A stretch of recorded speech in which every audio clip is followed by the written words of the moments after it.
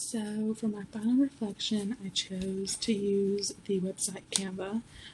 It was very similar to PowerPoint, and I really liked using it. So it had a lot of really cute templates.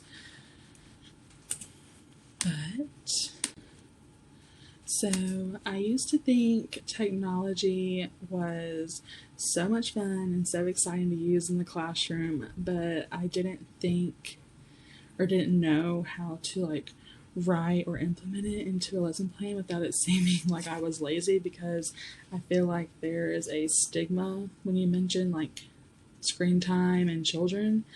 But because of this class, I feel stronger as an educator, that not only is it fun to create and participate in as a student and teacher with technology, but it can be implemented into a lesson plan. It can accelerate your lesson plan to another level, in my opinion.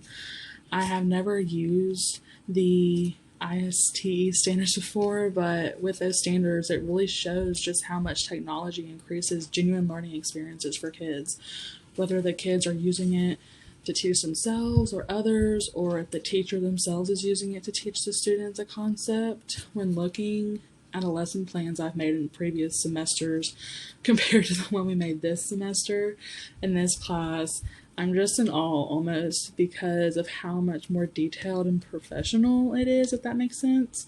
The resources I have referenced are from amazing, reputable websites, and so I'm definitely excited to use these methods and standards in my future lesson plans. So when looking at lesson planning, first we have objectives and Bloom's taxonomy. So I once again had never heard of Bloom's taxonomy. I really enjoyed learning about this part of the lesson because of how it almost breaks down your objectives. I loved the little pictures it showed on the website that almost categorized everything and made it that much easier for you to organize your thoughts and guide you with the correct terminology to use. Next we have visible thinking. I've always used the turn and talk method during lessons. It was very interesting to see that this thinking routine is so widely used by educators and that it shows results within the children's learning as well. I have a clearer sense of the turn and talk routine after learning about the other visible routines. Learning about these gave me even more ways to incorporate other visible thinking routines into my lessons. Looking at the ISTE standards, I had never seen these before this class either. They were very confusing for me at first, but once I read them more and watched some videos from the website and kind of explored through the website, it helped me think deeper when planning out my lesson plans. So assessments are linked to objectives, obviously. So when writing my objectives for this lesson plan, it was very beneficial because it also led me to using the Bloom's taxonomy to better word my objectives and rethinking about what the overall objectives should reflect for the lesson. Lastly, the lesson plan procedures. Using lesson plan procedures when teaching lessons obviously helps. It helps me with my anxiety. It tells me exactly what I need to be saying. I forget things so easily. So having almost a script and very specific guided instructions for my lessons helps me ensure everything is on track and in order. For me, it's an organizational thing. It helps keep my flow going and eases my nerves. Using procedures is something I will never skimp on when writing a lesson plan, ever.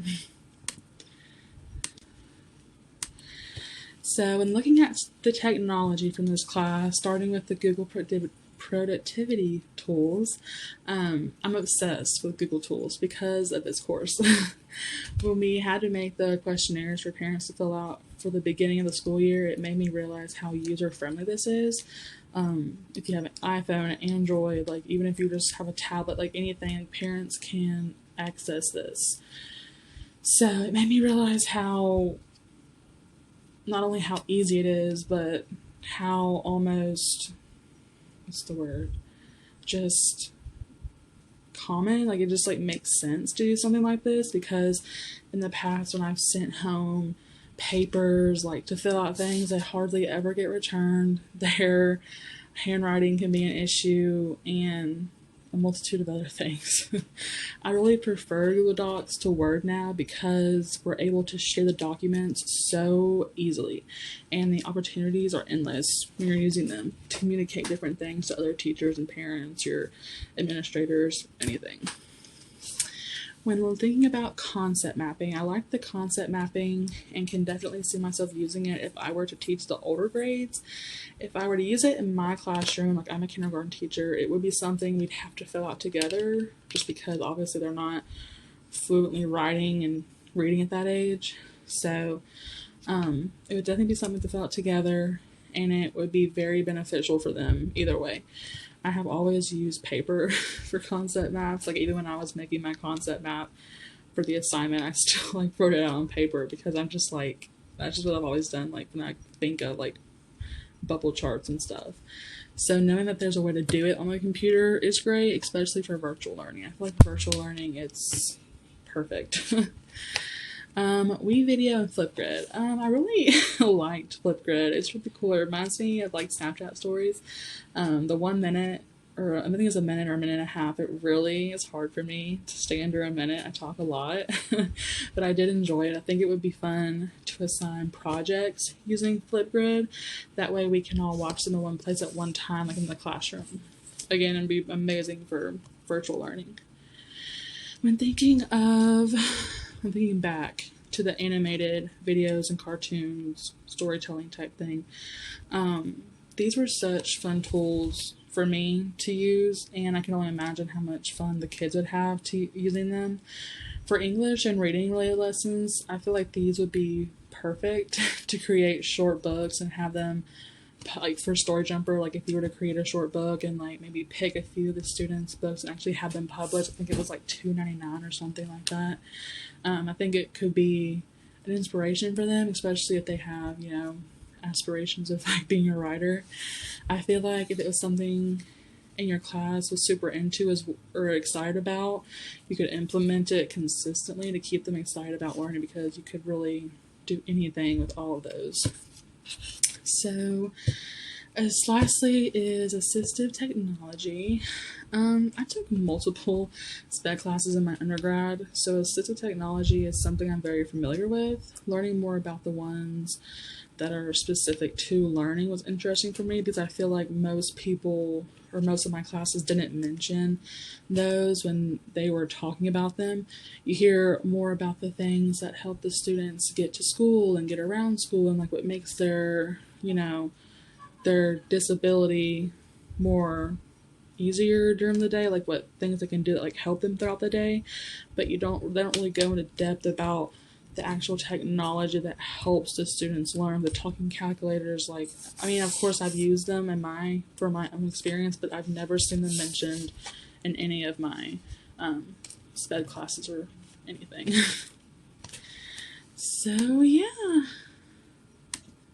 those are all of my technology points. The reference I used was obviously Canva.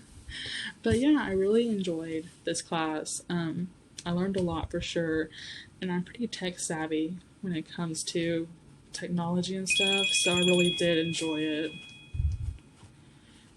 But yeah, that's it. Thank you.